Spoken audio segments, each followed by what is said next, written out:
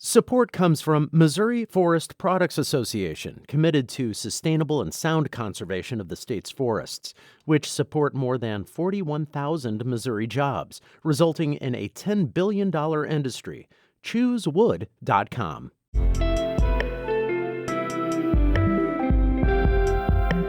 From the St. Louis Public Radio Newsroom, this is The Gateway. It's Friday, March 29th. I'm Arla Kaziz.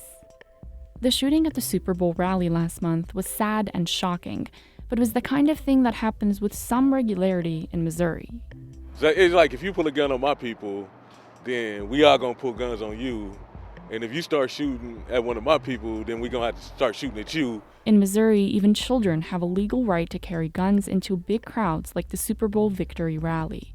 That story coming up on The Gateway.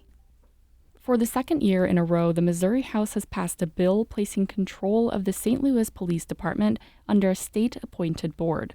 As St. Louis Public Radio's Sarah Kellogg reports, the bill passed Thursday with the support of a handful of Democrats.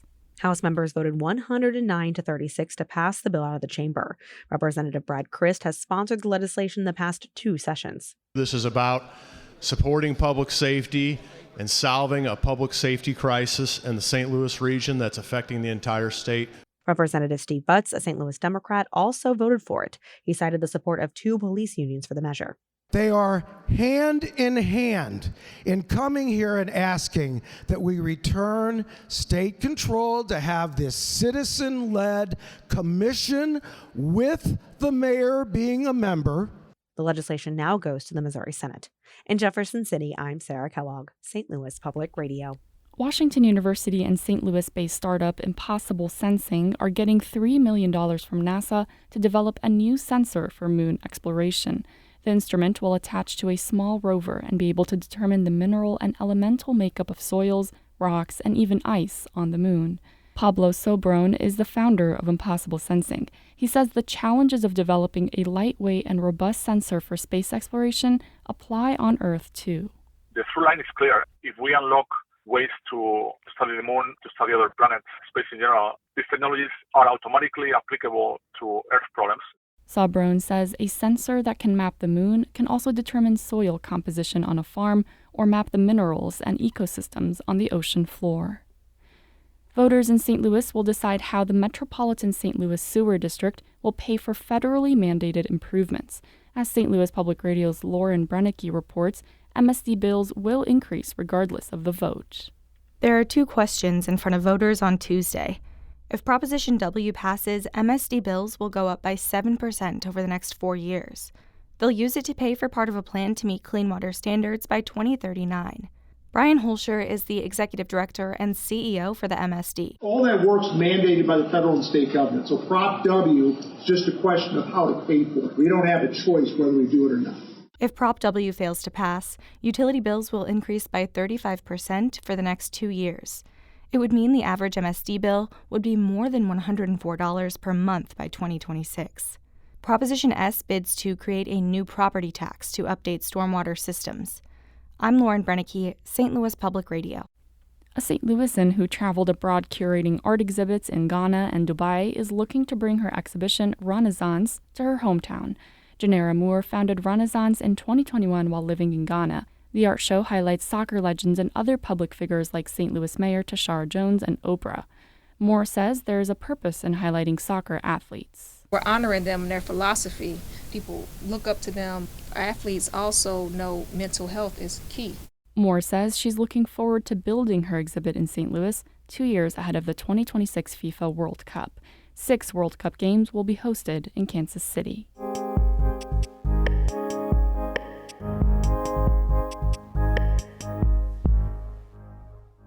This time a month ago, Kansas City was still coming to grips with a Super Bowl victory celebration turned upside down in an instant by a mass shooting.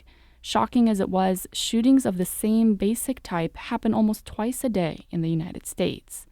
Frank Morris has a look at how the Super Bowl rally shooting fits into a pattern of violence.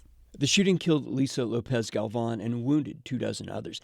It crushed a joyous celebration and made international news. But turns out the Super Bowl victory rally was just an unusual setting for an everyday event. I thought it was a tragedy. but not uncommon. Johnny Waller, Kansas City community activist, says this kind of shooting is almost routine in some parts of town. In fact, one happened right where he's standing, 57th and Prospect.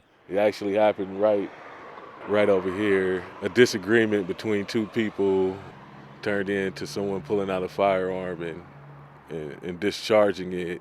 Lots of guns came out. 3 people died. 6 others were hit. Just up Prospect, another shooting last year killed 1 and injured 4.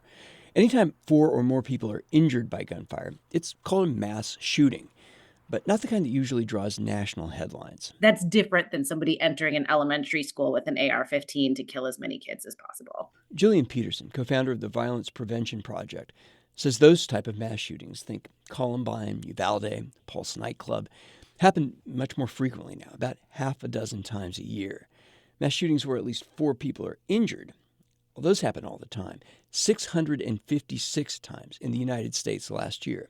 So pretty close to 2 a day. The vast majority of those are escalations of dispute, exactly like we saw in Kansas City. So fights that escalate because people are armed, where they weren't planning on, they didn't wake up thinking, I'm going to commit murder today.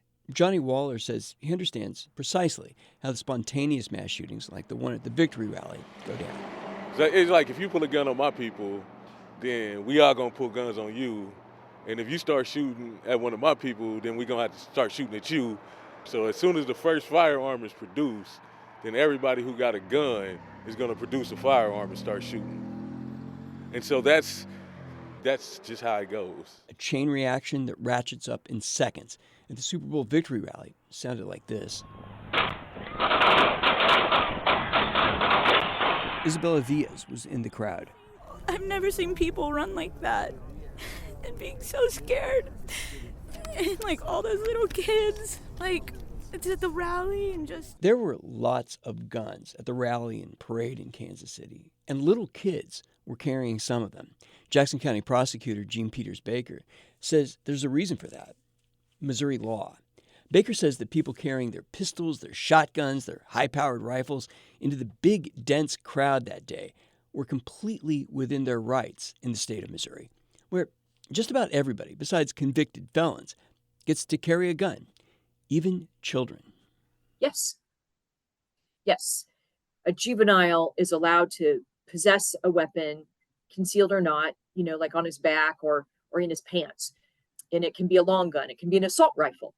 It just can't be fully automatic. Baker says it's been this way since 2017, when Missouri got rid of most restrictions on carrying weapons. She says this makes it almost impossible for police to stop shootings because firearms are legal until it's usually too late. The point that officers can really intervene is when the gun comes up and it's drawn and it's being pointed in an angry and threatening manner. A city in Missouri, like Kansas City, can't impose stricter gun laws than the state. Republican leaders controlling the state legislature don't show much interest in changing the law. So Baker sees no end to the spike in spontaneous public violence. And I do think Kansas City has to get used to a new normal. One where secure areas, like football stadiums, have to be very secure, but where uncontrolled gatherings like stores, restaurants, and barbershops, Super Bowl victory parades, all become possible venues for the next mass shooting. I'm Frank Morris. That piece came to us from member station KCUR in Kansas City. The Gateway is a production of St. Louis Public Radio, a member-supported service of the University of Missouri, St. Louis. Music by Ryan McNeely of Adult Fur. I'm Arla Kuziz, and from the St. Louis Public Radio newsroom, this has been The Gateway.